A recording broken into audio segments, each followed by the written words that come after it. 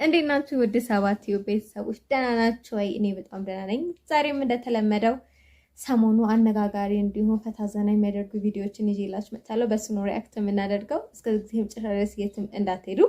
ከዛ በፊት ግን ለሰባት አዲስ ከሆናችሁ ሰብስክራይብ ማድረጋችሁን እንዳትረሱ። እንዲሁም ሁላችሁም ይሄን ቪዲዮ ከመጀመራችሁ በፊት ላይክ አድርጉ። ለአንድ ወር ስልጣን ቢሰጥ አንድ ትዕዛዝ አስተላልፍ ማይሻል ወይ ደግሞ ይሄን ነገር አስደርጋለሁ የምትለው ምን አለ? ኢትዮጵያ ላይ በፈጣሪ ለስንት ለአንድ ወር ረነፍ ነው እኮ በነፍ ውስጥ በጠቅላላ የዓለም አጠቃላይ ያለውን ንብረቶች የኛን ሰብስቤ ኢትዮጵያ ውስጥ ያለውን ንብረት ተረክቤ ለአዲስ አበባ ህዝቦች ሰጣለሁ። የአዲስ አበባን ህዝብ ሀብታም አደርጋለሁ። ከዛ በኋላ እዚህ ጋር ስንዴ ያለው ይገዛል፣ ይቀባበላሉ። አዲስ አበባን ሀብታም አደርግና ብርቱካን ማር ከመቀሌ ብርቱካን ምናምን እንትን ከሐረር ማንጎ ከለምኔ ከምናምን ዳይ ጃሉድ በጣም ስማርት የሆነ ሰው ነው። የምሬን ነው። አስባችሁታል? እሱ ስልጣን ቢሰጠው እንዴት አንቀባሩ እንደሚያኖረን የምር በጣም ጥሩ ሐሳብ ነው። በጣም ጃሉድ እንዲሆን ዱአ እናረጋለን። አፈ ትምህርት ቤት ያ ባዮሎጂ ቲቸር እያስተማረ ባዮሎጂ እያስተማረ መምህሩ እሱ እጁን አውጥቶ ጥያቄ አለኝ አለ። ካፌ ምንድነው ጥያቄ? ቲቸር በሴትና በወንድ መካከል ያለው ልዩነት ምንድነው አለ።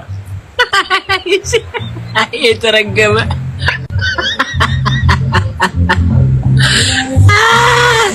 እሺ መምህሩ ተናደደና ተነስ ቆም፣ እዛው እንደቆምክ ጠይቃለሁ ትመልሳለህ አለው። እሺ አለ። የአባት ጫማ ቁጥር ስንት ነው አለው። 42 ያለ የአባቱን ጫማ ቁጥር። እሺ 42። እሺ የእናትህስ አስሙም ሲባል 28 አለ። 28 አሁን በሁለቱ መካከል ያለው ልዩነት ገባ ካለው አው ቲቸር በደንብ ተረድቻለሁ፣ ልዩነቱ በእግራቸው መካከል መሆኑ በደንብ ገብቶኛል ያለው።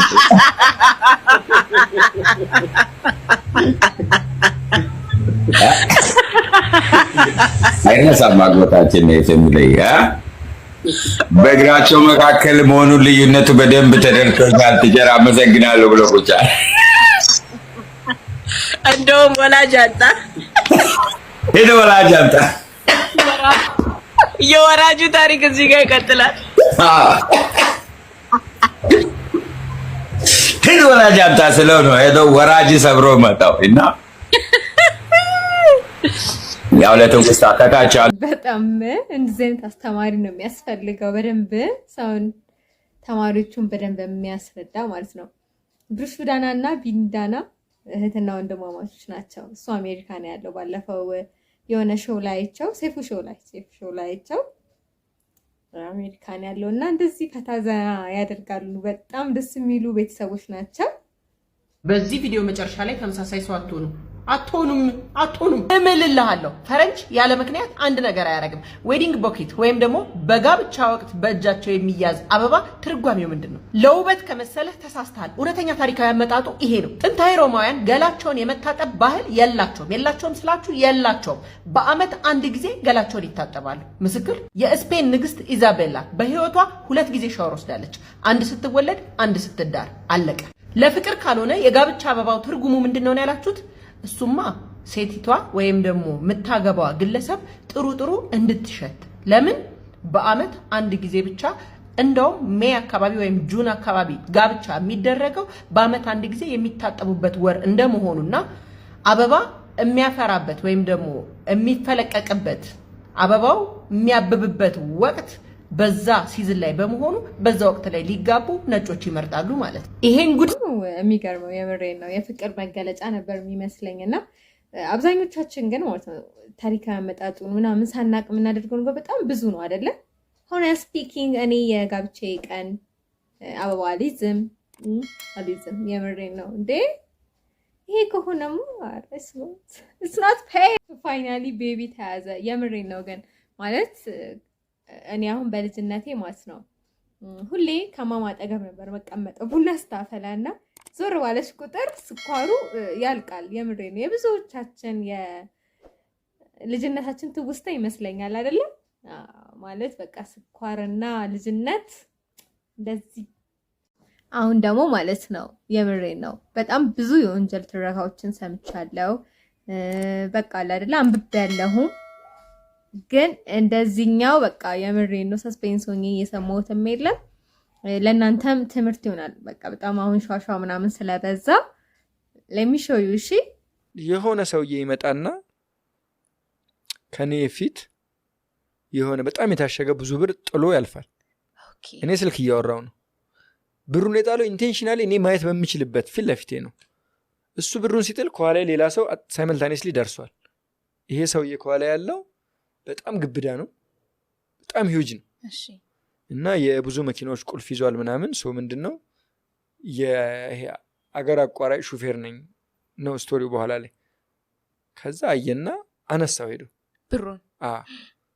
እኔ የተነገረኝ ነገር አለ ዶንት ሜስ ዊዝ ኤኒቲንግ፣ ከማንም ጉዳይ ጋር እንዳትገባ፣ ሰው ቢጣላ አገላግላለሁ እንዳትል፣ ሎተሪ ምናምን ቢሉህ እንዳትሞክር ምናምን ብዙ ስቶሪ ስላለ በጣም ጥጌን ለመያዝ ሞከርኩና ብሯን ይዟት ተመለሰ ወደ እኔ። ምክንያቱም ያየሁት እኔ ነኝ። እንዴት አላየውም ልበል? ስልኬን እስክጨርስ አላስጠብቀኝም። በቃ ዝም በልሽ አይነት ነገር ማለት ነው። እኔ እንኳን ዝም በል ብሎኝ እንዲሁም የመናገር እቅድ የለኝም። ከዛ ስልኩን አልባሌ ቦታ መስቀለኛ መንገድ ላይ ነኝ እና ከዛ ስልኩን ድንጋጤ ማለ ዘጋሁት። ይሄ ሙድ ላይ ይሄ እንትን ላይ ያለው ሰውየው ተመልሶ መጣ። ብር ወድቆብኝ ነበር አይታችኋል እንዲህ አለ። ጀለስ ጀረመነ፣ በጣም ጀረመነ። ምን ለማለት ፈልገህ ነው? ስንታይ ሌባ እንመስላለን እንዴ ምናምን ጓጓ ገጭ ያለበት። አሁን ስንታይ ምናምን ሲል ኦልሬዲ ቲም አድርጎናል። አሁን እንዴት ለብቻዬን አክትላጥ ይኸው ከሰው ሀገር መጥቼ ነው ነግጄ ነው። እኔ ይሄ ምንድነው ዊክ ፓርቲ የሚያዝነው ፓርቲ እኮ ለሰውዬው እያዘነ ነው። እኔ እግዚአብሔር ነው በሰዓቱ ያወራሁትን ነገር ሲነግርሽ ሰውየው ሲያስፈራራኝም ሲነግረኝም የነበረው ይሄን ነገር ቶሎ እንለፈውና እኔም ብዙ ክርክር አልፈልግም፣ ግማሹን ሰጣለሁ፣ እንለያያለን አይነት ነገር አለ። እግዚአብሔር ነው የምልሽ ይሄን ግማሽ ብር ተቀብዬ እንዴት እውነቱን ነግሬው ለሰውየው ብሩን እስከመልስ ነው የማስበው። ኢማጂን ዊች ኢዝ በጣም ከባድ ወንጀል ሰራ የነበረው ማለት ነው። ግማሽ ሰተሽ ቀሪው የለኝም ብለሽ ሊምርሽ ማለት ነው። የጠፋበስ አላውቀውም ብትይ ሊያምንሽ ያካፈልሽን ሰውዬ። ከዛ ሰውየው በቅርብ ርቀት ስላለ ለመለያየት በቃ ምንድነው መሰለሽ ኮንሽስ አይደለሽም። ከዛ በኋላ ኤቭሪቲንግ ምን ማድረግ እንዳለብሽ አታውቂም። ይሄ ሎጂካል ምናምን ለመሆን የምትሞክሪያቸው ነገሮች የሉ እንደመራሽ ነው። ከዛ ተራምጄ ልክ ዜብራው ሰውየው ላልፎ ስል አብሮ ይመጣ። በቃ አልኩኝ አሜን አልኩኝ። አሁን ውስጥ ነኝ።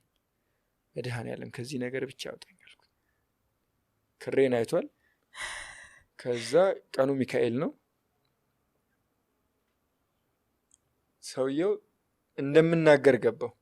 ይሄኛው ይሄ ጉልቤው በሚካኤል አለ። በሚካኤል የልጆች አባት ነኝ። አርብ ነው ዛሬ እንግዲህ ከተያዝኩኝ አሁን በዚህ ምክንያት አንተስ እንትን ነህ ብዙ ነገር ነው። በሚካኤል ቺም ብቻ ጠፋበት የተባለው ሰውዬም ግን ከጀርባህ ነው ኖ እሱ ወደፊት ለፊት ጠይቆን ሄዷል እና ግን በቅርብ ርቀት እያየሁት ነው። ብሩን የጣልኩ ብሎ እየፈለገ አሳልፈ እንዳሰጠኝ በሚካኤል ሲል የሰራው ኃጢአት እያለ የሚለምነኝ ልመና ቫልዩ አለው እኔ ጋ ልጆቼ ምናምን እያለኝ ነው። ከዛ በዚህ እንታጠፍ በቃ ሰውዬ ወደዛ ስለሆነ በዚህ እንታጠፍ ምናምን አለ።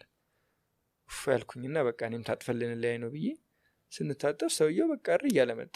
እኔ ፖሊስ ጠቁማለሁ ከእናንተ ውጭ የለም ምናምን ብሎ ግርግር ፈጠር። የት ልግባ ማለት ኢማጂን አርብ ነው፣ አርብ ከሰዓት ነው። ይሄ ሰውዬ ፖሊስ ይዞ መጥቶ እስኪጣራ ተብሎ እስር ቤት ትገቢያለሽ። ማቀው ጉድ የለም። ቅዳሜና እሑድ ምንድን ነው ማደርገው? የመጀመሪያ ቀን ስቶሪ ኢማጂን እስር ቤት ሊሆን ማለት ነው። አሁን ከዛ ቦታ በምን ሚንስ ልለፍ ነው የኔ እንትን። ሰውየው በምን ፍጥነት ይኸው ፈትሸን ብሎ ስልኩን እንትን ብሩን አውጥቶ የኔ ባጉስ ከተተው። ቅድም እንዳልኩሽ ኢንቴንሽኑ ፒሲው ጋር ነው። ከዛ ባጉስ ሲከተው ታውቆኛል። ሲፈትሸው የለም፣ እኔንም ኪሴን ሲፈትሽ የለም። ከፈለክ አሁንም ቦርሳውን ፈትሸው ብሎ ቦርሳውን ከፈተና ባጌን ከፍቶ እንትን አለ። ምንድነው ብሩን አውጥቶታል ነገር። አሁን ኮንሽስ ሆነሽ ስታስብ ያ ብር ሲንቀሳቀስ ሰውየው እያየ ነው፣ ቲም ስለሆኑ ነው።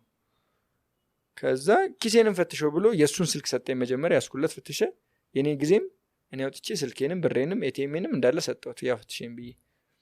እዛ ድንጋጤ ውስጥ እያለን ሰውየው አልፋታ ሲል በቃ ቆይ ይሄን እኔ ማለት ጉልበት ምናምን ስላለው አንተ እዛ ጋር ጠብቀኝ፣ እኔን ሰውዬ ላስታክሰው ያለበዛ አይፋታንም ሲለኝ እኔ ልክ ዞር እንዳልኩ የሆነ ላዳ መጣ፣ ሁለቱ ገቡ ሄዱ። ያው ከዚህ ቪዲዮ በጣም በቃ የምሬ ነው አስቆኛልም አስገርሞኛልም ማለት ነው። ሌቦች በጣም በቃ ሁሌ እንደነገርኳችሁ የሆነ ጊዜ ላይም በጣም መገናኛ ጋር ምናምን የኔን ታሪክ የሆነ ጊዜ ላይ አውርቼላችሁ ነበርና ኤቭሪ ዴይ በቃ ታክቲካቸው እየተቀያየረ ነው የሚሄደው እና በጣም እውነት አንዳንዴ አያጋጥም ብላችሁ የምታልፉት ነገር አለኝ ነው። አሁን ይሄን ልጅ ወይ እናገራል ወይ ይሄን ነገር ቢለው እዛው ላይ እናቴ ሌላ ነገር ነው ሌላ አክት ሊያደርጉበት ይችላሉ እና ፒሲዮን ለመውሰድ ያደረጉት ጥረት ነው እና በጣም የምሬን ነው። ሌቦች ግን ይሄን ጥበባችሁን ማለት ነው ነብሮ ሰፋ አድርጋችሁ ማትሰሩበት የምር ጭንቅላታችሁ በጣም ነው የሚሰራውና እድል እኮ ይሰረቃል። ይሄን ታውቃላችሁ? አዎ እውነት ነው የምነግራችሁ፣ እድል ይሰረቃል። ስንቶቹ ከትምህርት ገበታቸው ተሰናክለዋል። የትምህርት እድላቸው ተሰርቋል። በወዳጅ በጓደኛ የሥራ እድላቸው ተሰርቋል። የፍቅር የትዳር እድላቸው ላይፋቸው ሁሉ አቢዝ ሆኗል። በተለይ ወጣቶች ለራሳችሁ ልታውቁበት ይገባል። እውነቴን ነው የምነግራችሁ።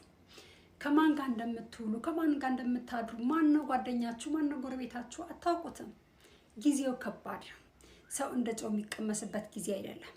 የከፋ ነገር ከመድረሱ በፊት በህይወታችን በስራችን በላይፋችን ብዙ ነገር ከመደናቀፉ በፊት ራሳችንን ልንገመግም ይገባል፣ ልናየው ይገባል።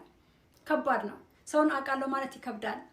እናንተ በቀናነት ብትቀርቡ ያ ሰው እንደሚያስብባችሁ አታውቁም። በተለይ ፈጣሪ ኮምፕሌክሳም ከሆነ ወዳጅ ጓደኛ ጎረቤት ይሰውራችሁ እጅግ በጣም አንዳንድ አለ በቃ የተፈጥሮ ኮምፕሌክሳምነት ምንም ብትሆኑ የሚያማቸው። አንዳንዴ እኮ ምን አድርጌው ነው ምን አድርጌያት ናት ትላላችሁ። እውነት ምነግራችሁ ግን እንደውም ከመጥፎ ሰው በላይ ጥሩነታችሁ ያመዋል። እንደዚህ አይነት ሰው ጥሩነታችሁ፣ የዋህነታችሁ፣ በጎ አድራጊነታችሁ ያመዋል። በቃ ምንም ሰው ሲያመሰግናችሁ ሰው ሲወዳችሁ የሚቀና ሰው የለም በዙሪያችሁ ላይ። የሰው ፍቅር ሲበዛላችሁ የሚናደር ሰው አለ። እንግዲህ አስቡ፣ ከዛ ሰው ምንም የወሰዳችሁት ነገር የለም። እሱ እኮ ሰው ይወደዋል፣ ሰው ያከብረዋል።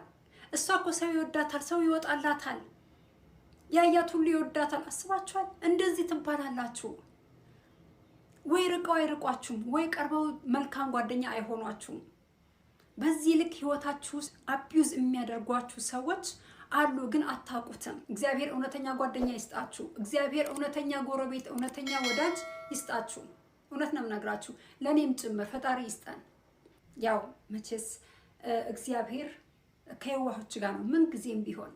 ልበቀን መሆን እግዚአብሔር ጥሎ አይጥልም። ሆኖም ግን እግዚአብሔር አግዙኝ ልርዳችሁ ይላል። ማስተዋል ይኖርባችኋል። በህይወታችሁ የቀረበ ሰው ሁሉ ወዳጅ አይደለም። ጓደኛ ሁሉ እውነተኛ ጓደኛ ላይሆን ይችላል። ጎረቤት ሁሉ ጥሩ ጎረቤት ላይሆን ይችላል። እናንተ ልበቀን ሆኑ።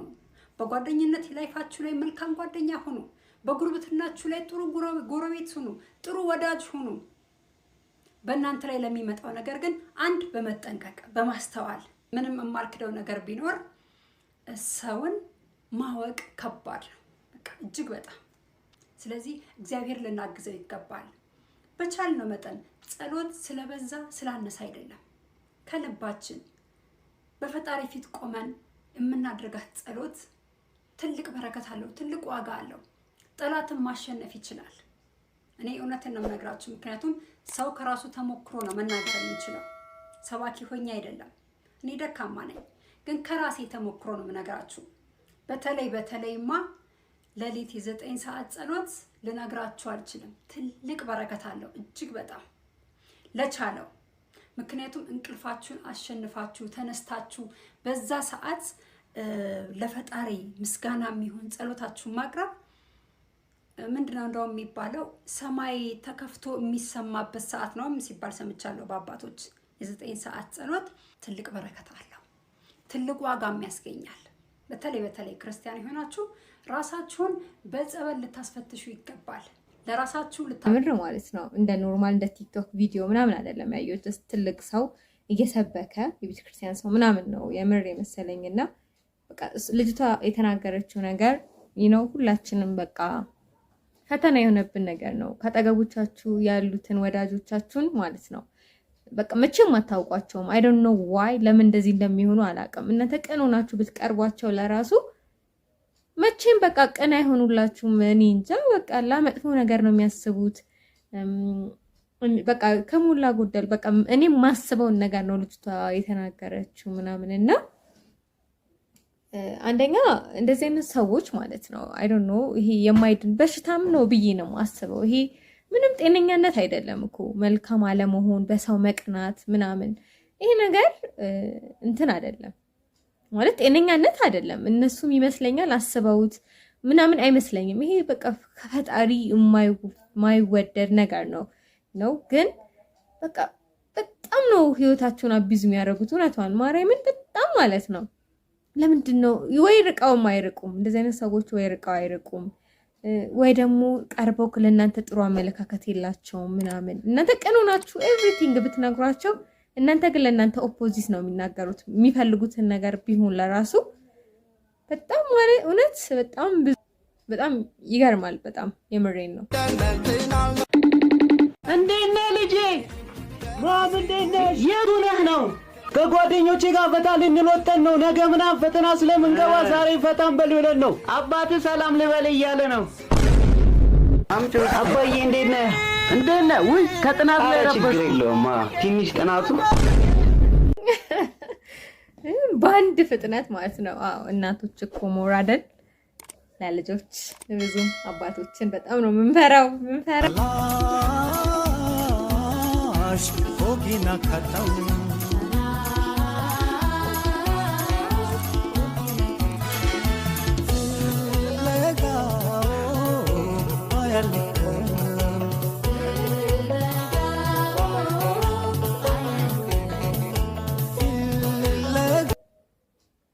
ወይኔ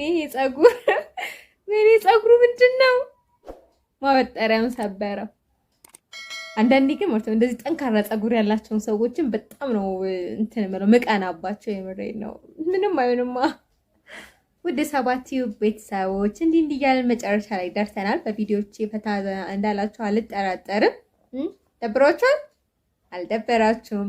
ከዛ በፊት ግን ለ7ቲዩብ አዲስ ከሆናችሁ ሰብስክራይብ አድርጉ። እስካሁን ሰብስክራይብ ካላደረጋችሁ ሰብስክራይብ አድርጉ። እንዲሁም ሁላችሁም ላይክ ማድረጋችሁን እንዳትረሱ። ለጓደኞቻችሁም ሼር አድርጉ። ሀሳብ አስተያየት ካላችሁ ኮሜንት ላይ ጻፉልኝ። መጥፎ ኮሜንት ግን እንዳትጽፉልኝ። በሚቀጥለው አሪፍ ቪዲዮዎች ይዤላችሁ እመጣለሁ። ፈተዘና እንላለን። እሺ እስከ ዝግጅት የመጨረሻ ደግሞ አብራችሁ ስለነበራችሁ በጣም አመሰግናለሁ። እወዳችኋለሁ። ባይ ባይ።